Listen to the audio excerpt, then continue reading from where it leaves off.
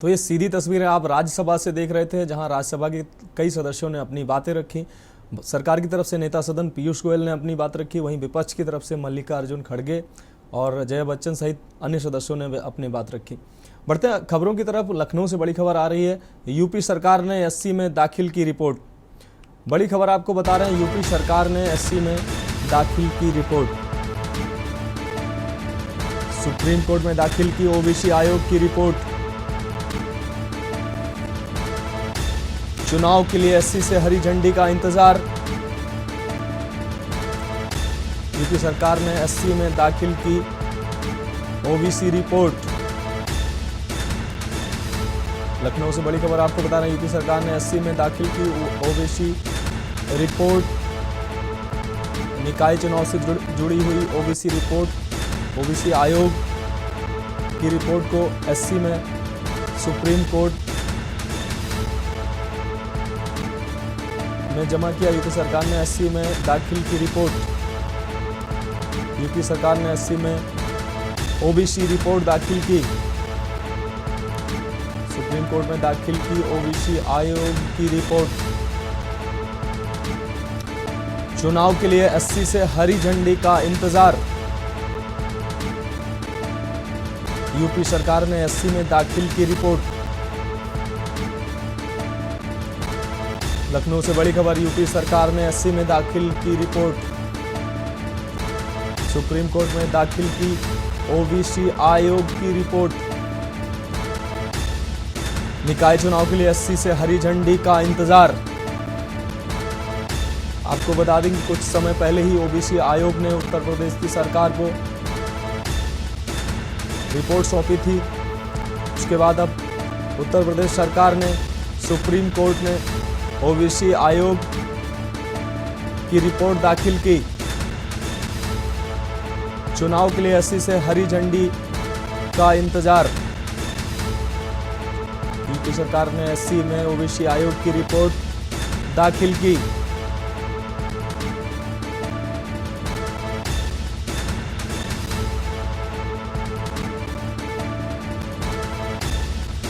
और इसी खबर पे हमारे ब्यूरो चीफ मनीष श्रीवास्तव लखनऊ से हमारे साथ जुड़ गए हैं। जी मनीष जी, यूपी सरकार ने ओबीसी रिपोर्ट सुप्रीम कोर्ट में दाखिल की। अब इंतजार सुप्रीम कोर्ट के फैसले का है। सुप्रीम कोर्ट क्या जल्द ही आदेश सरकार को देगी चुनाव के लिए? बिल्कुल, आपको बता दें कि जिस तरह से पिछड़ा आयोग गठित किया गया था, और ये समस्या तब हुई थी जारी कि जब उत्तर प्रदेश सरकार ने निकाय चुनाव को लेकर के एक सूची जारी की थी। उसमें पिछड़ा आयोग के आरक्षण को लेकर के मुद्दा बना था कि पिछड़े की जातियों को उनकी सीटें नहीं दी जा रही हैं, उनके आरक्षण को लेकर के विवाद उत्पन्न हुआ था, जिसके बाद ये पिछड़ा आयोग का गठन किया गया। और फिर इस पिछड़े आयोग के गठन को लेकर के ही सुप्रीम कोर्ट में जब याचिका दाखिल की गई थी, उसके बाद सुप्रीम कोर्ट के आदेश के बाद ये पिछड़ा आयोग का गठन करके उसको समय सीमा दी गई थी 6 महीने के भीतर, और ये समय सीमा 31 मार्च तक थी। लेकिन पिछड़ा आयोग ने लगभग 20 दिन पहले ही अपनी रिपोर्ट राज्य सरकार को सबमिट कर दी। उत्तर प्रदेश सरकार के मुख्यमंत्री जो हैं उनको दी, और उसके बाद इसको कैबिनेट में मंजूरी देने के बाद अब ये रिपोर्ट सुप्रीम कोर्ट में दाखिल कर दी गई है। और इंतजार अब सुप्रीम कोर्ट का है कि सुप्रीम कोर्ट इस सूची को देखने के बाद जो रिपोर्ट सबमिट की है पिछड़ा आयोग ने, उसको देखने के बाद वो राज्य सरकार को निकाय चुनाव कराने की अनुमति दे सकती है। और एक बड़ा कयास लगाया जा रहा है कि आने वाले मई तक ये निकाय चुनाव संपन्न किए जा सकते हैं, क्योंकि ये विवाद लंबे समय से उठा था और खासतौर से पिछड़ी जातियों को उनकी सीटें न मिलने को लेकर के विपक्ष ने ये सवाल उठाया था, जिसके बाद इस तरह का मामला उठा और ये फिर सुप्रीम कोर्ट तक पहुंचा था। ये सभी मामले अब देखने के बाद आयोग गठित किया गया और फिर अब ये रिपोर्ट सुप्रीम कोर्ट में दे दी गई है। अब इंतजार है, सुप्रीम कोर्ट ने जिस तरह से राज्य सरकार को बोला है कि वो अपनी रिपोर्ट सबमिट करे, वो रिपोर्ट कल यानी सोमवार को जो है वो नगर विकास के अधिकारी, उच्च अधिकारी और जो सरकार की तरफ से वकील थे, उन्होंने सुप्रीम कोर्ट में इस रिपोर्ट को दाखिल कर दिया है। अब सुनवाई है, जो सुप्रीम कोर्ट इस पर क्या निर्णय देता है, उसके बाद राज्य सरकार तैयारी करेगी निकाय चुनाव की, और थोड़ा बहुत संशोधन होने की इसमें उम्मीद है कि कुछ सीटों पर संशोधन हो सके। खासतौर से हम आपको बता दें कि जिस तरह से जो नगर पालिका अध्यक्ष के और मेयर की सीटों को लेकर के जो विवाद था, उसमें ओबीसी के आरक्षण की जो बात थी वो सामने आ रही है कि हो सकता है इस सुप्रीम कोर्ट के आदेश के बाद अब राज्य सरकार थोड़ा बहुत संशोधन करके निकाय चुनाव मई तक संपन्न कराने की तैयारी में जुट जाए। मनीष जी, विपक्ष को सरकार किसी तरीके का मौका नहीं देना चाहती है। जिस तरीके से ओबीसी आयोग की रिपोर्ट आने के बाद तुरंत तत्परता के साथ सरकार एक्शन में आई है, उसने सुप्रीम कोर्ट में ये रिपोर्ट सौंप दी और सुप्रीम कोर्ट के आदेश का इंतजार है। तो विपक्ष को किसी तरीके का मौका नहीं देना चाहती है सरकार आगे घेरने का। बिल्कुल, आपको बता दें कि लगातार विपक्ष हमलावर था। जब आरक्षण की बात हुई थी, जब निकाय चुनाव होने की बात हुई थी, तो विपक्ष ने इस मुद्दे को प्रमुखता से उठाया था, लेकिन सरकार ने तत्परता दिखाते हुए तत्काल ही सुप्रीम कोर्ट में इसकी जब सुनवाई होने लगी तो सरकार ने तत्काल ओबीसी आयोग का गठन किया जैसे ही उसको डायरेक्शन मिला, और उसके बाद उस आयोग के गठन के बाद उसने रिपोर्ट भी उसको मिल गई है और अब वो सुप्रीम कोर्ट की गाइडेंस पे ही काम करेगी।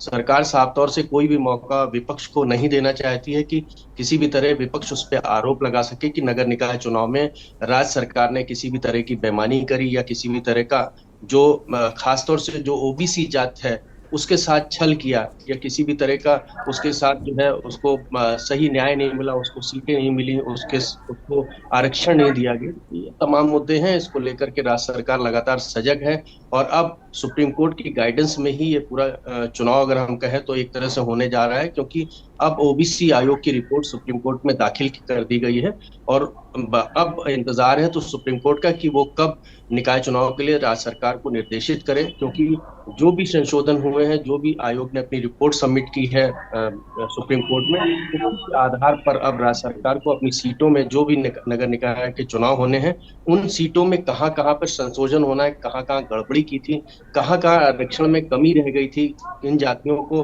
कहाँ कौन सी सीट उसको हटा करके किस सीट पर कौन से कैंडिडेट को खड़ा करना है, इस पर मंथन किया जाएगा। और रिपोर्ट जिस तरह सबमिट की गई है उससे अंदाजा ये लगाया जा रहा है कि जो नगर निगम नगर पालिका अध्यक्ष और खासतौर से जो मेयर की सीटों पर जो बदलाव हो सकते हैं, थोड़ा बहुत आंशिक बदलाव इन सीटों पर हो सकता है और इसके बाद ये चुनाव संपन्न किए जा सकेंगे और उम्मीद जताई जा रही है कि अप्रैल लास्ट तक अधिसूचना जारी हो जाए और मई में नगर निकाय चुनाव संपन्न करा लिए जाए, क्योंकि लगभग जो चुनाव जनवरी और फरवरी में होने थे वो लगभग 3 से 4 महीने डिले हो गए इस ओबीसी आयोग के गठन के बाद से, क्योंकि ओबीसी आरक्षण का मुद्दा बहुत तेजी से गरमाया था, जिसके बाद राज्य सरकार ने सुप्रीम कोर्ट के निर्देशानुसार आयोग का गठन किया और आयोग ने अपनी रिपोर्ट सबमिट की है।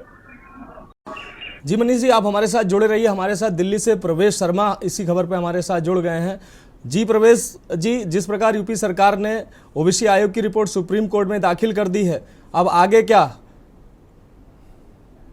जी जी बिल्कुल, मैं आपको बता दूं, अभी हमारे सहयोगी बता रहे थे कि सुप्रीम कोर्ट में मामला है। आयोग की रिपोर्ट ओबीसी की सुप्रीम कोर्ट में दाखिल हो चुकी है। सरकार ने कैबिनेट में पास करने के बाद उसको जो है सुप्रीम कोर्ट में दाखिल कर दिया। अब सुप्रीम कोर्ट का इंतजार है। सुप्रीम कोर्ट इसमें सुनवाई करेगा। सुनवाई करने के बाद जो डिसीजन देगा तो उत्तर प्रदेश निकाय चुनाव की घंटी बिल्कुल बच जाएगा, चुनाव के लिए हरी झंडी मिल जाएगी। उसके बाद ही आगे का रास्ता साफ हो जाएगा। और देखने वाली बात यह है कि ये चुनाव 31 जनवरी तक संपन्न होने थे, लेकिन राजनीतिक कारणों से ये चलते हुए अब सुप्रीम कोर्ट की सुनवाई के बाद हरी झंडी मिलने की उम्मीद है। प्रवेश, जिस तरीके से सरकार ने तत्परता दिखाई है आयोग की रिपोर्ट आने के बाद, तो सरकार की तत्परता का कोई राजनीतिक कारण है या सरकार जल्द चुनाव कराना चाहती है?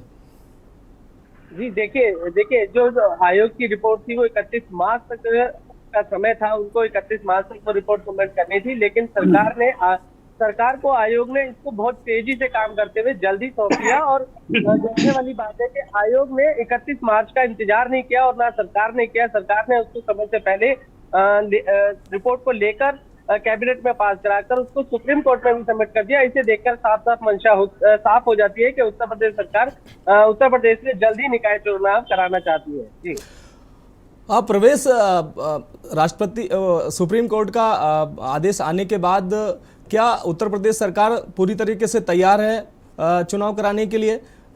उसको किस तरीके की तैयारी करने की ज़रूरत नहीं है, जैसे ही आदेश आता है वैसे ही चुनाव करा सकती सरकार, या चुनाव अभी आगे जा सकते हैं?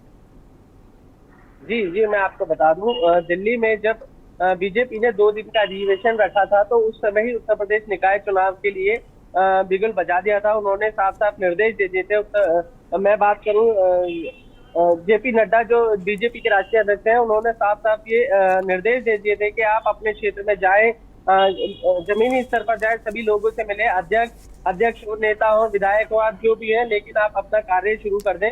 तो इससे ये जो बात है ये उसी समय स्पष्ट हो गई थी कि बीजेपी चाहती है कि चुनाव जल्द हो, और चुनाव की तैयारियां वो पहले से ही कर रही थी, और बीजेपी ने एक रणनीति पहले से तैयार की हुई थी। लेकिन अगर इस उत्तर प्रदेश नगर निकाय चुनाव में कोई राजनीतिक पेच ना फंसता, मामला कोर्ट तक ना पहुंचता, तो ये चुनाव अभी तक संपन्न हो भी सकते थे। जी जी प्रवेश, आप हमारे साथ बने रहिए। हम अगला सवाल अपने ब्यूरो चीफ मनीष जी से लेना चाहेंगे। मनीष जी, जिस तरीके से आप कह रहे थे कि सरकार इस रिपोर्ट में कुछ संशोधन कर सकती है, तो ये संशोधन क्या और कैसे हो सकते हैं? किस तरीके के संशोधन हो सकते हैं ये?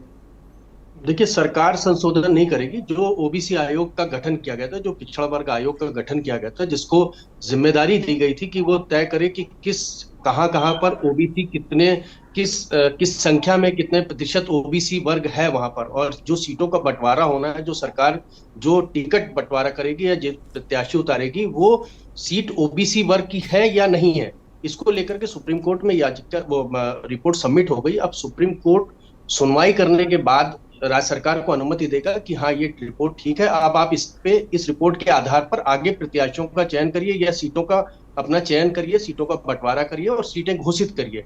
तो ये रिपोर्ट बेस थी जिसको लेकर के ओबीसी जो पिछड़ा आयोग बनाया गया था। इसका मुख्य कारण हम आपको बता दें कि उत्तर प्रदेश में जातिगत समीकरण बेहद महत्व रखता है। अगर हम राजनीतिक परिवेश से देखें तो अगर ओबीसी नाराज हो गया, ओबीसी को उसका हक नहीं मिला, तो सरकारें बनती और बिगड़ती ओबीसी के मतदाताओं की वजह से। अगर पिछड़ा आयोग की हम बात कर रहे हैं, अगर पिछड़ा वर्ग नाराज हो गया तो चाहे ओबीसी हो, चाहे एससी हो, चाहे एसटी हो, अगर इसकी भागीदारी बहुत ज्यादा होती है चुनाव में, और खास तौर से इसीलिए बीजेपी ने बहुत जल्द अपना रुख बदला और वो तुरंत उसने गठन करके पिछड़ा आयोग का गठन करके रिपोर्ट मंगा ली, और रिपोर्ट अब ये सुप्रीम कोर्ट चली गई। अब आने के बाद जो उसने पहले जो फेरिस्त बनाई थी पिछड़ा आयोग के गठन के पहले, उसमें और अब ये पिछड़ा आयोग की जो रिपोर्ट सुप्रीम कोर्ट में सबमिट हुई है, इसमें वो थोड़ी बहुत तब्दीली होगी। जैसा कि हायर जो सोर्सेज है हमारे, वो बता रहे हैं कि जो रिपोर्ट सबमिट हुई है उसमें कुछ सीटों में बदलाव हो सकता है कि ये ओबीसी कैटेगरी की सीट है, यहाँ पर ओबीसी ही प्रत्याशी लड़ेगा। अध्यक्ष या नगर पालिका अध्यक्ष की बात अगर करें, महापौर की, तो इन सीटों पर बदलाव होगा, ना कि पार्षदी के क्षेत्र में बहुत ज्यादा बदलाव कहीं से आने की उम्मीद है, जो पिछड़ा आयोग की रिपोर्ट गई है। और राजनीतिक माने आप जैसा कि पूछ रहे हैं कि अगर राजनीतिक बात कर लें तो राजनीतिक पार्टियां सीधे तौर पे, अगर हम समाजवादी की बात कर लें, बसपा की बात कर लें, तो उनकी पूरी राजनीति ही पिछड़ा जातियों पर ही आधारित है। मायावती का पिछड़ा वर्ग है, एससी एसटी कैटेगरी उनके साथ शुरू से जुड़ी हुई है। मुलायम सिंह की, अखिलेश यादव की बात कर लें तो उनके साथ यादव और मुस्लिम ओबीसी कैटेगरी बहुत ज्यादा है। तो बीजेपी इस बात को कहीं से भी मौका नहीं देना चाहती है विपक्ष को कि कहीं से भी हमलावर हो कि पिछड़ी जातियों के साथ सरकार अन्याय कर रही है, पिछड़ी जातियों का हक मार रही है, पिछड़ी जातियों को राजनीति में नहीं आने देना चाह रही है, पार्षदी के चुनाव में नहीं आगे आना चाह रही है, नगर पालिका अध्यक्ष बनने देना चाहती है। जी मनीष जी, बहुत बहुत शुक्रिया। प्रवेश जी, आपका बहुत बहुत शुक्रिया तमाम जानकारी देने के लिए। तो ये मनीष श्रीवास्तव हमारे ब्यूरो चीफ लखनऊ से हमारे साथ जुड़े हुए थे, वहीं दिल्ली से प्रवेश शर्मा हमारे साथ जुड़े हुए थे, जिन्होंने